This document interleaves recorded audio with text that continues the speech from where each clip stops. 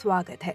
दोस्तों, आज के इस वीडियो में हम आपको शेषनाग के चमत्कार की एक ऐसी घटना के बारे में बताने जा रहे हैं जिसे सुनकर आपके भी रोंगटे खड़े हो जाएंगे। दोस्तों, देवादिदेव महादेव इस समस्त संसार के स्वामी हैं। उनकी इच्छा के बिना एक पत्ता तक नहीं हिलता। शिव जी चाहें तो क्षण भर में इस ब्रह्मांड का विनाश कर सकते हैं और अपनी इच्छा मात्र से संपूर्ण संसार का पुनः निर्माण भी कर सकते हैं। आज हम आपको शिव जी के जिस चमत्कार के बारे में बताने जा रहे हैं वो हुआ है गंगाखेड़ के रहने वाले अरुण घुले के साथ। अरुण, इसका जन्म गंगाखेड़ में ही हुआ था और उन्होंने अपनी पढ़ाई भी वहीं पर की थी। अरुण घर में शिवजी की पूजा नित्य करते थे। उनके घर में शिवजी को सभी बहुत मानते थे। दक्षिण भारत की गंगा कही जाने वाली गोदावरी गंगाखेड़ से होकर गुजरती थी। इसी कारण इस गांव का नाम भी गंगाखेड़ ही पड़ा था। अरुण अपने दोस्तों के साथ कई बार गोदावरी नदी में तैरने के लिए जाता था। वहीं नदी के समीप एक प्राचीन शिवलिंग स्थापित किया गया था।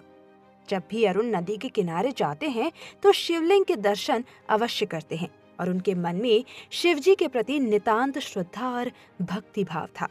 उनके लिए शिवजी उनके माता पिता के जैसे ही थे। अरुण का स्वभाव भी अत्यंत भोला था। उन्होंने अपने जीवन में कभी भी किसी के साथ कोई बुरा काम नहीं किया था। वे सभी की मदद ही करते थे। जब भी किसी को उनकी जरूरत पड़ती तो वो अपना काम छोड़कर दूसरों की मदद करने चले जाते थे। लेकिन उनकी एक ही खामी थी कि उन्हें क्रोध बड़े जल्दी आ जाता था। लेकिन जैसे कि कहा गया है कि शिवजी के भक्त ऐसे ही होते हैं। ये परोपकार में तो यकीन रखते हैं लेकिन अपने क्रोध को वश में नहीं कर पाते। क्या आपका भी स्वभाव ऐसा है? तो हमें कमेंट बॉक्स में जरूर बताएं। अभी बात करते हैं अरुण जी। अरुण जी ने शिवजी का एक ऐसा चमत्कार देखा जिसने उनकी पूरी जिंदगी ही बदल कर रख दी।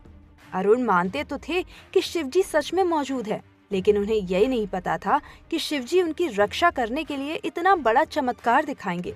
अरुण बताते हैं कि जिस दिन ये चमत्कार हुआ उस दिन बहुत बारिश हो रही थी और लोगों को ये बताया गया था कि नदी में तैरने के लिए कोई भी ना जाए।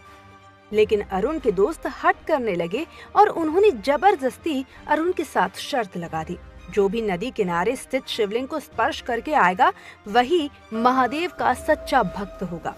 मन में शिवजी के प्रति इतनी श्रद्धा और भक्ति थी कि अरुण मना नहीं कर पाए। बरसात के मौसम में नदी में पानी की मात्रा बढ़ जाती थी और नदी के किनारे स्थित शिवलिंग भी नदी के अंदर समा जाता था और कई बार दिखाई भी नहीं पड़ता था। ऐसे में शिवलिंग को पानी में ढूंढकर स्पर्श करना कोई आसान काम नहीं था। लेकिन फिर भी भोले के भक्त नदी की तरफ चले गए। उन सभी को तैरने में महारत हासिल थी, इसीलिए उन्हें ज्यादा डर नहीं लग रहा था। लेकिन प्रकृति की शक्ति के आगे इंसान कुछ नहीं कर सकता। नदी जब अपना रौद्र रूप धारण करती है तो गांव के गांव बहा कर ले जाती है। उस दिन नदी का बहाव काफी तेज था। अरुण ने कहा, नदी का बहाव तेज है, इसमें तैरना खतरे से खाली नहीं है। लेकिन उसके दोस्त नहीं माने और उन्होंने कहा, जो होगा देखा जाएगा, शिवजी है ना अपनी रक्षा के लिए। इतना कहकर उन सभी ने नदी में डुबकी लगा दी। तेज बहाव के कारण तैरना मुश्किल हो रहा था। पानी में उतरने के बाद उन्हें समझ में आ गया कि उनसे बहुत बड़ी गलती हुई है। अरुण का एक दोस्त तो तुरंत ही किनारे पर निकल गया, लेकिन अरुण और उसके दूसरे दोस्तों को किनारे पर आने में बहुत दिक्कत होने लगी। वे तेज बहाव के साथ बहते जा रहे थे और कितना भी जोर लगाने पर तैर नहीं पा रहे थे। दोनों बहुत घबरा गए। उन्हें लगा अब तो मौत पक्की है। लेकिन तभी ऐसा चमत्कार हुआ कि सुनकर आपको भी पल भर के लिए विश्वास नहीं होगा। अरुण अपनी मृत्यु को सामने देखकर शिवजी को पुकारने लगा, उनसे क्षमा मांगने लगा, उनसे याचना करने लगा। तभी अचानक अरुण को महसूस हुआ कि उसके कमर के पास कोई बहुत बड़ी चीज है। अरुण के पसीने ही छूट गए। देखते ही देखते उस चीज ने अरुण की कमर को पकड़ लिया। अरुण समझ गया कि उसे किसी सांप ने पकड़ लिया है। उसके तो होश ही उड़ गए।